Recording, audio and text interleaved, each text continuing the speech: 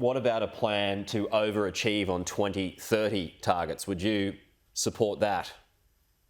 Well, not until we see how and who pays. That's the guiding principle of this, is that until we can look people square in the eye, particularly those people we represent, about how we're going to get there and who pays for it, then I think we're being disingenuous. I mean, there are 130 countries that have signed up to net zero by 2050.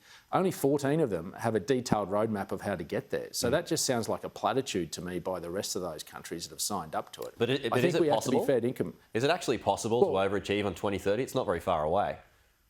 Well, and that's, the devil is always in the detail, and that's what our party room would want to be able to explore and understand.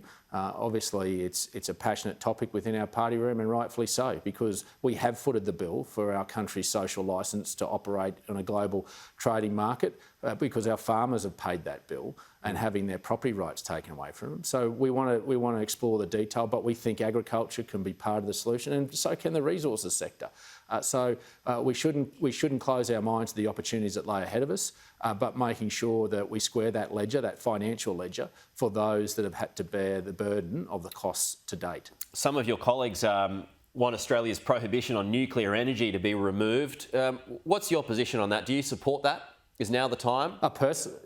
Personally, I do. I think we need to have but a mature, broad conversation with the public, taking into account the new technologies that exist. And I don't think that new technology will point us to a great big nuclear power plant, but there are other technologies that are evolving in the nuclear space that I don't think we should close our mind to, that we should explore in a mature conversation, a national conversation. And I think we need to make sure that we bring the community to that juncture where they understand what that technology looks like. Rushing it, I think, won't be the right methodology here. It'll only mean that people will revert to type and be fearful of nuclear. So I think there has to be a mature pathway to have that conversation, and how we do that is something that needs to be thought at some point in the future. Well, I mean, if we're talking 2050 targets, we could have a nuclear industry well before 2050.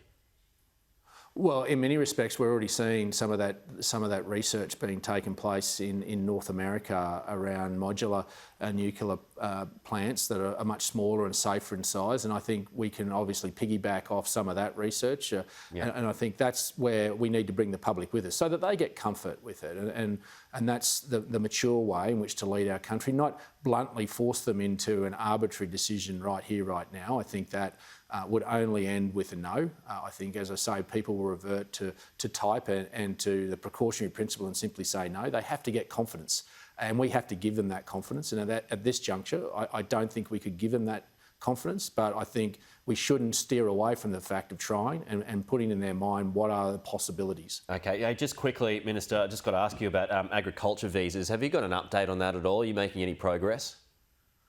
We are. In fact, the very week we announced it, we've sat down and we're working through the actual mechanics of this to make sure that we can get it up and going as quickly as possible. And a start date is imminent.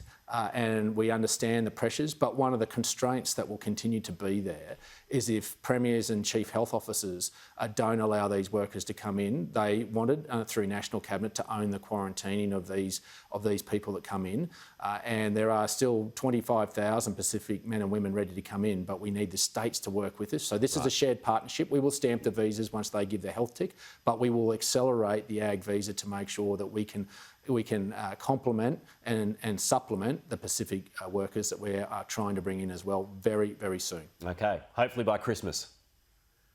Well and truly. Well and truly by Christmas. Okay, David Littleproud, appreciate your time. Talk to you soon.